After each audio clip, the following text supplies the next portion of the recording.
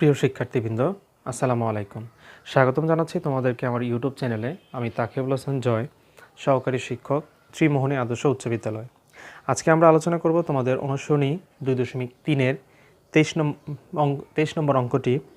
এটি তোমাদের জন্য একটি ইম্পর্ট্যান্ট অঙ্ক। তো 23 নম্বর অঙ্কে চেয়েছে 100 মিটার দীর্ঘ একটি ট্রেনের গতিবেগ, অর্থাৎ একটি ট্রেন যার দৈর্ঘ্য হচ্ছে 100 মিটার, গতিবেগ ছিল ঘন্টায় 48 কিলোমিটার। তার মানে একটি ট্রেন 100 মিটার দীর্ঘ একটি ট্রেনের গতিবেগ ঘন্টায় 48 কিলোমিটার। তার মানে সে 1 ঘন্টায় 48 কিলোমিটার পথ অতিক্রম করতে পারে। ওই ট্রেনটি 30 সেকেন্ডে একটি সেতু অতিক্রম করে। ট্রেনটির দৈর্ঘ্য কত? অর্থাৎ একটি ট্রেন, ধরে নিলাম এটি একটি ট্রেন, মনে করি এটি একটি ট্রেন যার দৈর্ঘ্য হচ্ছে 100 মিটার। সে একটি যার দৈর্ঘ্য হচ্ছে 100 মিটার আর গতিবেগ হচ্ছে ঘন্টায় 48 কিলোমিটার। এখন সে একটি সেতু অতিক্রম করবে। ধরে নিলাম সে এই সেতুটি সে অতিক্রম করবে। তো অতিক্রম করতে তার সময় লেগেছে 30 সেকেন্ড। এখন কত হচ্ছে? এই সেতুটির দৈর্ঘ্য কত? তো যদি এই ট্রেনটি সেতুটি অতিক্রম করে, তার মানে ট্রেনটা যখন চলতি অবস্থায় এই ট্রেনের মধ্যে শুরুতে অংশগ্রহণ আসবে, তখন সে প্রবেশ করলো এবং সে যখন এর ভিতর দিয়ে চলে যাবে, তখন যখন এই ট্রেনটি এর উপর দিয়ে ট্রেনের শেষ বগি পর্যন্ত এতটুকু সে চলে যাবে, অর্থাৎ তার কোনো ট্রেনের অংশ এই সেতুর উপর থাকবে না, তখন এই সেতুটি সে অতিক্রম করা হয়ে গেল। যদি ট্রেনটি কোনো অংশ এই সেতুর মধ্যে রয়ে যায়, ততক্ষণ পর্যন্ত কিন্তু সে অতিক্রম করেনি। তাহলে আমাকে বের করতে হবে 30 সেকেন্ডে সে এই বডিটা নিয়ে, অর্থাৎ ট্রেনের বগিটা নিয়ে সম্পূর্ণ যেতে 30 সেকেন্ড সময় লেগেছে। তাহলে ট্রেনটার গতি, তাহলে সেতুটির দৈর্ঘ্য কত ছিল? তাহলে লিখব 23 নম্বর, দেওয়া আছে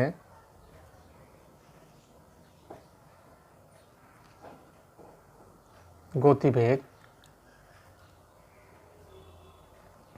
হচ্ছে 48 কিলোমিটার।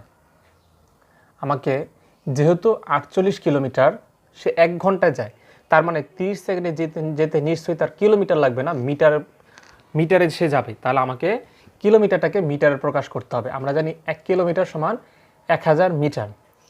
তাহলে 48 কিলোমিটারে বেশি হবে, তাহলে 1000 গুণ 48 হয়ে গেল মিটার। আর একটু সাইড নোট দিয়ে দিব যে 1 কিলোমিটার সমান 1000 মিটার। একটা সাইড নোট দিয়ে দিলাম। তাহলে 48 একে 48 আর 3টা শূন্য, 48,000 মিটার। তার মানে ট্রেনের গতিবেগ ছিল ঘন্টায় 48,000 মিটার। তাহলে আর 1 ঘন্টা সময়, আমরা জানি 1 ঘন্টা সমান হচ্ছে 60 মিনিট। আবার 1 মিনিট সমান হচ্ছে 60 সেকেন্ড। তার মানে এটা হয়ে গেল এখন সেকেন্ড। সাইড নোট দেব 60 সেকেন্ড সমান 1 ঘন্টা, অথবা 1 ঘন্টা সমান 1 মিনিট সমান 60 সেকেন্ড, অথবা 60 সেকেন্ড সমান 1 মিনিট। তাহলে 6 6 36 আর 2টা শূন্য, তাহলে 3600 সেকেন্ড। তার মানে 1 ঘন্টা সমান হচ্ছে 3600 সেকেন্ড। তার মানে সে যেহেতু 1 ঘন্টায় এইটুকু পথ, অর্থাৎ 48,000 মিটার, সে 1 ঘন্টা যেতে সময় লাগে। 1 ঘন্টা মিনস 3600 সেকেন্ড। তার মানে 3600 সেকেন্ড সে যেতে পারে 4800 মিটার। তাহলে লিখব 4800 মিটার যেতে লিখব ট্রেনটি 3600 সেকেন্ডে যেতে পারে 48,000 মিটার। তার মানে 3600 সেকেন্ডে সে 48,000 মিটার পথ অতিক্রম করতে পারে। তাহলে সুতরাং ট্রেনটি 1 সেকেন্ডে যেতে পারে, 1 সেকেন্ডে নিশ্চয় কম যাবে, তাহলে 3600 নিচে আর উপরে হচ্ছে 48,000। তাহলে ট্রেনটি সেতুটি অতিক্রম করতে 30 সেকেন্ড সময় লেগেছিল। তাহলে সে ট্রেনটি 30 সেকেন্ডে যেতে পারে, 1 সেকেন্ড থেকে বেশি যাবে। তাহলে 48,000 গুণ 30 আর নিচে হচ্ছে 3,600। তাহলে আমরা যদি কাটাকাটি করি তাহলে এখানে একটা শূন্য, এখানে একটা শূন্য, একটা শূন্য একটা শূন্য কেটে দিলাম। তাহলে আমরা যদি 3 দিয়ে কাটি, 3 10 30 আর 3 12 36। এবার 12 4 12 48 আর একটা শূন্য। তাহলে উপরে রইল কত? 110 গুণ 40, তার মানে 400 মিটার। তার মানে 30 সেকেন্ডে সে যেতে সময় লেগেছে 400 মিটার।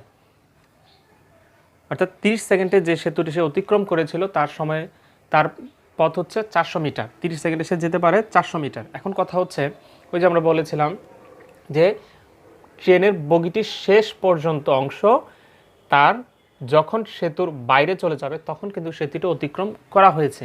যদি এর মধ্যে থাকে তাহলে কিন্তু সেতুটি অতিক্রম করা হয়নি। তার মানে 30 সেকেন্ডে সে যে 400 মিটার গেছে, সেখান থেকে ট্রেনের যে দৈর্ঘ্য ছিল সে দৈর্ঘ্যটা বাদ দেওয়ার পরে যে অংশ থাকবে সেটাই হচ্ছে সেতুর দৈর্ঘ্য। কারণ এখন আমরা পেলাম সে যখন গেল, অর্থাৎ এখান থেকে সেতু অতিক্রম করে যখন শেষ বগিটা পর্যন্ত গেল, তার মানে ট্রেনের মুখটা কিন্তু আরও সামনে চলে গেছে।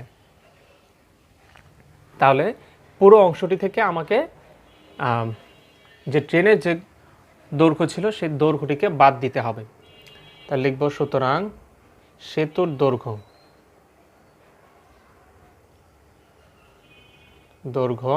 400 থেকে ট্রেনের যে দৈর্ঘ্য সেই অংশটা বাদ দিব। তাহলে 400 থেকে 100 চলে গেলে 300 মিটার। তার মানে সেতুর দৈর্ঘ্য হচ্ছে 300 মিটার। আর উত্তর 300 মিটার।